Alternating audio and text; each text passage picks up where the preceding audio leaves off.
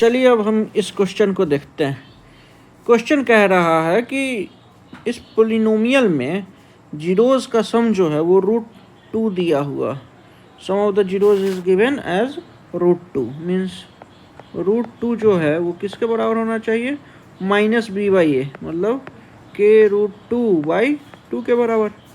यहाँ से √2 कट गया और k का वैल्यू कितना आ गया, 2 मीन्स k का वैल्यू आ गया 2 means option B is the correct answer. दूसरा क्वेश्चन, एक प्लेयर को जीतने का, गेम को जीतने का प्रोबेबिलिटी है 0.79। ठीक है, तो हारने का क्या प्रोबेबिलिटी होगा, तो 1 में से माइनस कर देंगे, 1 में से सब्ट्रैक्ट कर दे 0.79 तो हमें क्या मिल जाएगा, 0.21। This is the correct answer. Third question कर रहा है कि इस क्वाड्रेटिक इक्वेशन का रूट्स जो है वो रियल है और इक्वल है। रियल और इक्वल रूट्स होता है तो b² = 4ac होता है, means we can write b²/4 = ac। C number जो है मेरा वो करेक्ट आंसर है। ठीक, फोर्थ नंबर क्वेश्चन क्या कह रहा है, फोर्थ नंबर कह रहा है कि एक एपी में फर्स्ट टर्म जो है वो 7 है, एपी में फर्स्ट टर्म जो है वो 7 है, nth टर्म दिया हुआ 84 और sum of the first n term इतना। ठीक है, n का वैल्यू निकालना है, किसका वैल्यू निकालना है, n का। तो Sn का एक फॉर्मूला जानते हैं, Sn = a + l × n/2। ठीक, a का वैल्यू दिया हुआ है, n का भी वैल्यू दिया हुआ है, n का n means last term l, तो इन दोनों का सम हो जाएगा 91। तो 91/2 × n, और ये किसके बराबर होना चाहिए था, 2093/2 के बराबर। 2 से 2 कट गया और 13 7 जा 13 1 जा 13, 79,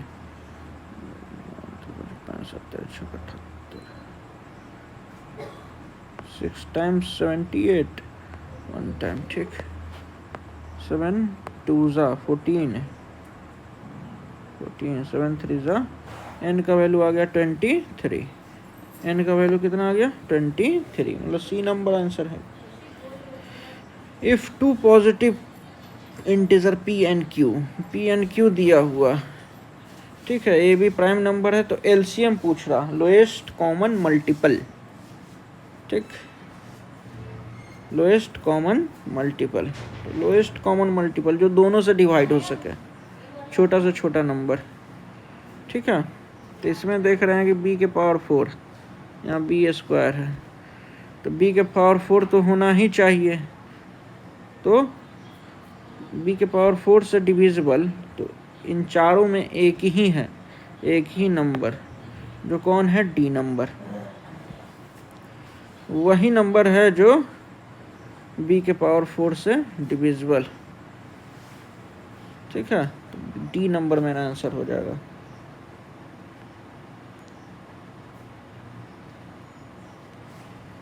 AD कह रहा मीडियन है, क्या है, मीडियन है, तो AD का लेंथ निकालना है इस ट्रायंगल में। तो ट्रायंगल कुछ ऐसा होगा हम लोगों का, ये 0,0, ये 6,4 और ये A पॉइंट हो गया 5,-6। ठीक है, तो ये पॉइंट D होना चाहिए, D का कोऑर्डिनेट कितना हो जाएगा, 3,2। AD का लेंथ निकालना है हमें, डिस्टेंस फार्मूला। ठीक है, 2 का स्क्वायर प्लस 8 का स्क्वायर का रूट, 64 4 68, रूट 68। ठीक है, ए नंबर मेरा आंसर हो जाएगा। ये बड़ा अच्छा क्वेश्चन है, 7 नंबर जो है देखिए बहुत सिंपल है, sec theta into tan sec theta minus tan theta का वैल्यू m दिया हुआ, ठीक है, इसका वैल्यू निकालना। चलिए इसका वैल्यू मान ले के, ठीक है, क्या क्या मान ले, k is equal to k। अब दोनों को मल्टीप्लाई कर दें, तो मल्टीप्लाई करने के बाद second square theta minus tan square theta is equal to 1 आ जाता। मीन्स एम के का वैल्यू 1 होना चाहिए, तो के का वैल्यू 1/m होना चाहिए, ठीक है। सी नंबर करेक्ट ऑप्शन होना चाहिए, होगा ही। 8 नंबर कह रहा है कि from the data 1 4 7 9 16 21 and 25 if all the even numbers are removed, इसमें से सारा इवन नंबर हटा दिया गया, then probability of getting at random a prime number from the remaining is, इसमें से प्राइम नंबर आने का कितना प्रोबेबिलिटी। क्वेश्चन में कह रहा है कि इवन नंबर हटा दीजिए, मतलब 16 आप हटा दीजिए, 4 हटा दीजिए, और कोई इवन नंबर तो है नहीं, और इवन नंबर कोई है नहीं। प्राइम नंबर कौन कौन है इसमें, प्राइम नंबर तो मेरा 7 है सिर्फ, और कोई प्राइम नंबर है ही नहीं, तो प्रोबेबिलिटी क्या हो जाएगा, तो 1/1 2 3 4 5 1/5, तो बी नंबर मेरा करेक्ट आंसर होगा, ठीक है। अब 9th number, for some data, कुछ डेटा है जिसका फ्रीक्वेंसी भी दिया हुआ है, the value of this is equal to, इसका वैल्यू क्या होगा, ठीक है, देखते हैं। Summation F I X I, ये तो मीन हो जाता, minus summation F I X dash, इसी का वैल्यू निकालना।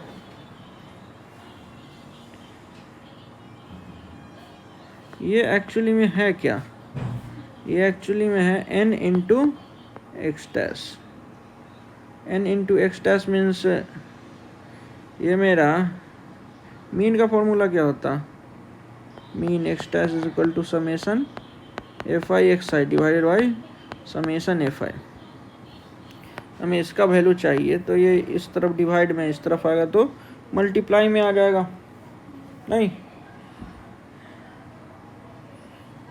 Means N X dash minus में एक्स डैश कांस्टेंट नंबर होगा कोई, समेशन एफ आई, ये वैल्यू n हो जाएगा, तो दोनों बराबर टर्म है, तो क्या आ जाना चाहिए 0, मीन्स डी नंबर मेरा करेक्ट आंसर होगा, ठीक है।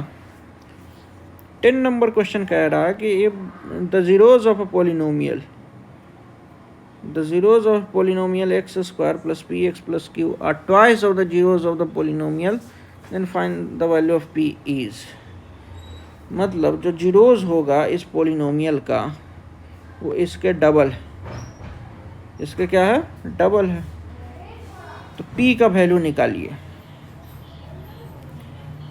इसका जीरोज क्या, अब जीरोज निकाल सकते हैं, -24 आना चाहिए, 8 तरीके 24, फैक्टराइज कर लें, 4x square minus 8x plus 3x minus 6, 4x common आ गया था, x minus 2 plus 3x minus 2, x का वैल्यू एगो 2, x का -3/4,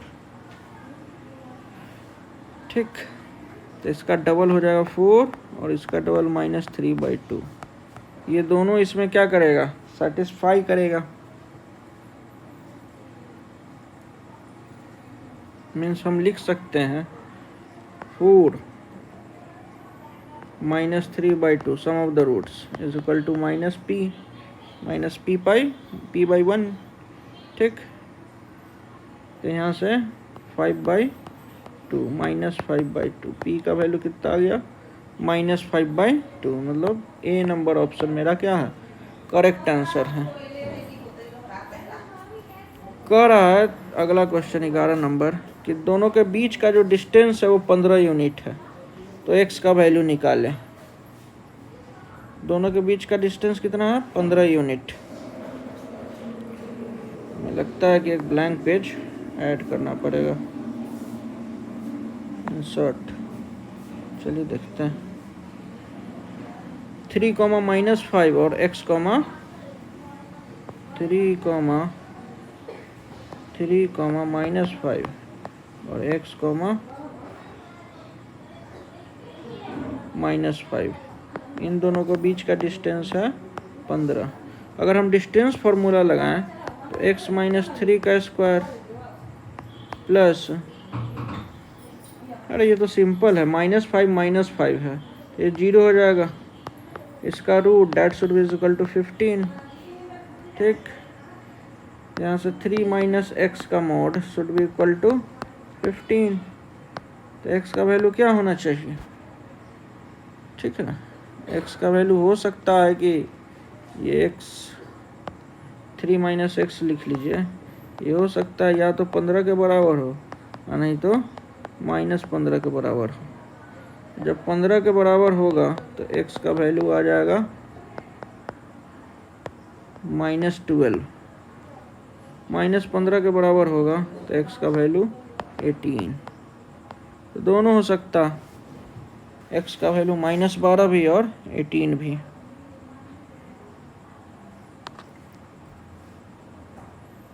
बी नंबर मेरा करेक्ट आंसर। ठीक है, अब देखिए अगला नंबर क्वेश्चन 12 नंबर क्वेश्चन कह रहा है कि cos of alpha plus beta is equal to 0। मतलब अल्फा और बीटा का कॉस, अल्फा प्लस बीटा का कॉस 0 है। Cos of alpha plus beta by 2 बताइए। तो यहाँ से सिंपली हम लोग डिड्यूस कर सकते हैं कि कॉस कब 0 होता, जब अल्फा प्लस बीटा कितना होता, 0। नहीं सॉरी, कॉस 0 90 पे होता ना, सॉरी कॉस 0 90 पे होता, मतलब अल्फा प्लस बीटा का वैल्यू 90 होना चाहिए। तो यहाँ से अल्फा प्लस बीटा बाई 2 का वैल्यू हो जाएगा 45। कॉस 45 का वैल्यू निकालना है, जो कि 1/√2, 12 का ए हो जाएगा। ठीक, अब 13 नंबर देखते हैं। A solid sphere is cut into 2 hemisphere. एक सॉलिड स्फीयर जो है उसको 2 हेमिस्फीयर में काटा गया। The ratio of the surface areas of a sphere to that of the 2 hemisphere taken together is। तो दोनों के सरफेस के एरिया का, दोनों मीन्स कौन, एक सॉलिड स्फीयर लिए और 2 हेमिस्फीयर लिए साथ में। ठीक है, तो उन दोनों के सरफेस एरिया का रेशियो निकालना। ठीक, तो हम लोग जानते हैं सरफेस एरिया 4πr² होता, किसका, स्फीयर का, और 3πr² होता है एक हेमिस्फीयर का। इंटू 2 कर दीजिए तो दोनों का, 2 से 4, 2 टाइम्स पाई से पाई, r² से r² खत्म। तो कितना आंसर आ गया, 2:3। ठीक है, मीन्स सी नंबर मेरा क्या होगा, सही उत्तर होगा 13 का सी। 14 का देखते हैं। 14 कह रहा कि middle most observation of every data arranged in order is called.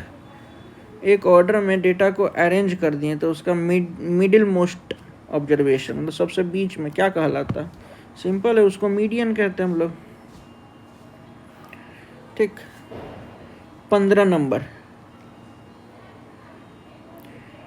The volume of the largest right circular cone that can be carved out from a solid cube of age 2 centimeter is।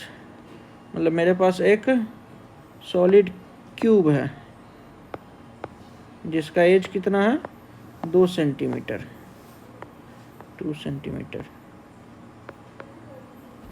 इसमें से सबसे बड़ा से बड़ा हम कौन सा कोण निकाल सकते हैं और उसका वॉल्यूम क्या होगा, यही ना पूछ रहा। पाई को पाई में ही रहने देना। तो जब इसका नीचे वाला जो सर्कल होगा वो कुछ इस तरह हो, पूरा तो इसका डायमीटर जो होगा वो क्या होना चाहिए, साइड के बराबर होना चाहिए। कुछ ऐसा कौन बनेगा मेरा, ठीक है। मीन्स इसका डायमीटर जो 2r है वो 2 के बराबर होना चाहिए, और r का वैल्यू 1 सॉरी r 1 आ गया, और हाइट भी कितना होना चाहिए 2, इतना ही। इसका वॉल्यूम होता है 1/3 पाई r स्क्वायर h, 1/3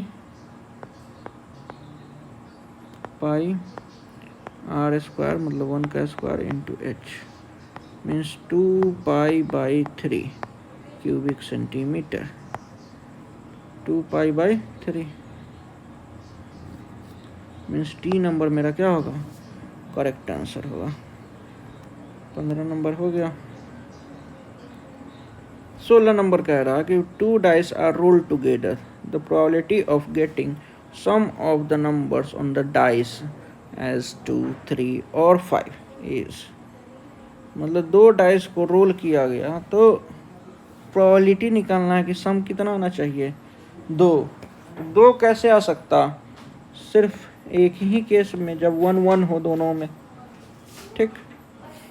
3 कैसे आ सकता, तो सर या तो 2 1 नहीं तो 1 2, एक में 1 आया हो दूसरा में 2 आया हो, ठीक है। तो वहाँ पे 3 अभी तक निकल के आया मेरा। उसके बाद 5 कैसे आ सकता, तो 5 आएगा 1,4 4,1, फिर तीसरा 2,3, फिर 3,2, ठीक है। और क्या आ सकता, 5,1 हो नहीं सकता, ठीक है।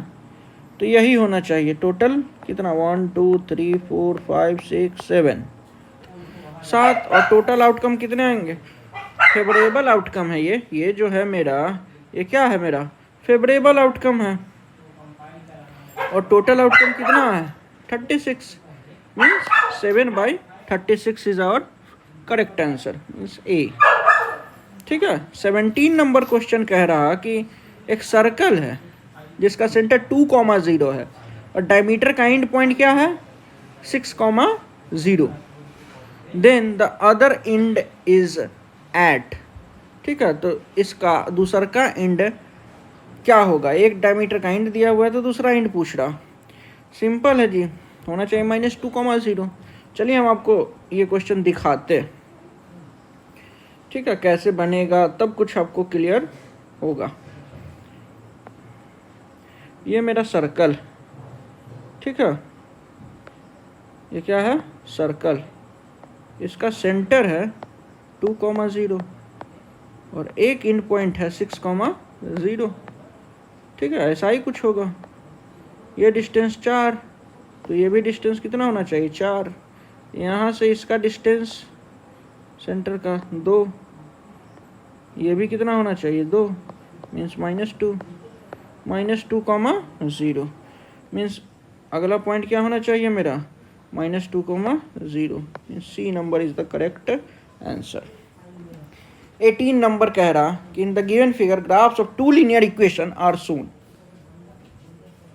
2 लीनियर इक्वेशन का ग्राफ दिया हुआ, ठीक है।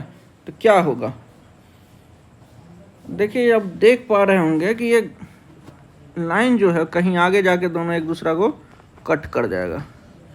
तो कॉन्सिस्टेंट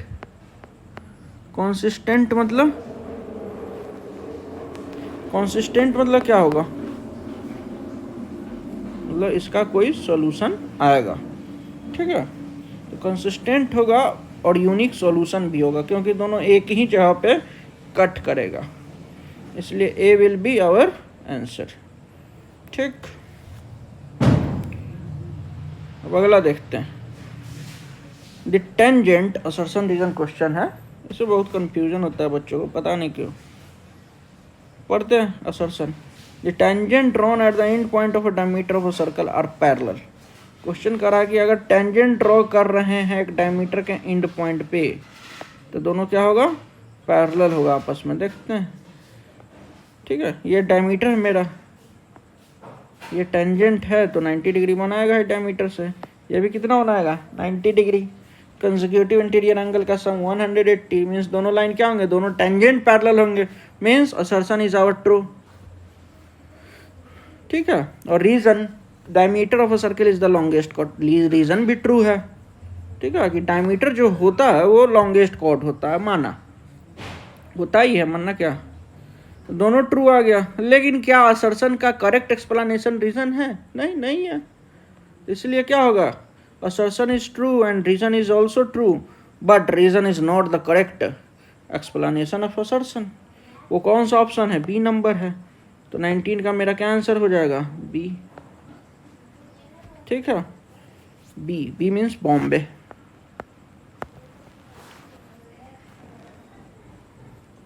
ठीक, अगला क्वेश्चन कह रहा है कि if the graph of polynomial touches x axis at only one point, एक पोलिनोमियल का ग्राफ जो है वो एक्स एक्सिस को सिर्फ एक ही पॉइंट पर टच कर रहा है, then the polynomial can't be a quadratic polynomial. ये तो गलती है, हो सकता है कि क्वाड्रेटिक पोलिनोमियल हो।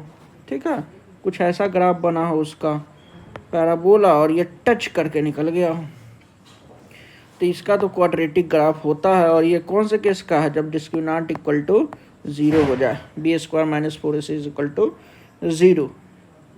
ठीक है, तो ये असर्शन ही मेरा क्या हो गया, फॉल्स। ठीक है, a polynomial of degree n is greater than 1 can have at most n zeros. मतलब एक पोलिनोमियल है जिसका डिग्री 1 से ज़्यादा है, ठीक है, तो उसके पास n जीरोज होंगे। ठीक है, ये भी ट्रू है, ज़्यादा से ज़्यादा n जीरोज हो सकते हैं। ठीक है, उससे कम भी हो सकते हैं, तो रीज़न जो है वो ट्रू है। सिंपल आंसर हो जाएगा कि असर्शन इज फॉल्स। असर्शन क्या होगा, false, and reason is true, D number, D is our correct answer. ठीक है, देखिए हमने आपके सारे एमसीक्यू को सॉल्व कर लिया। अगर आपको ये सॉल्यूशन अच्छा लगा है तो वीडियो को लाइक करें और चैनल को सब्सक्राइब करें। Thank you.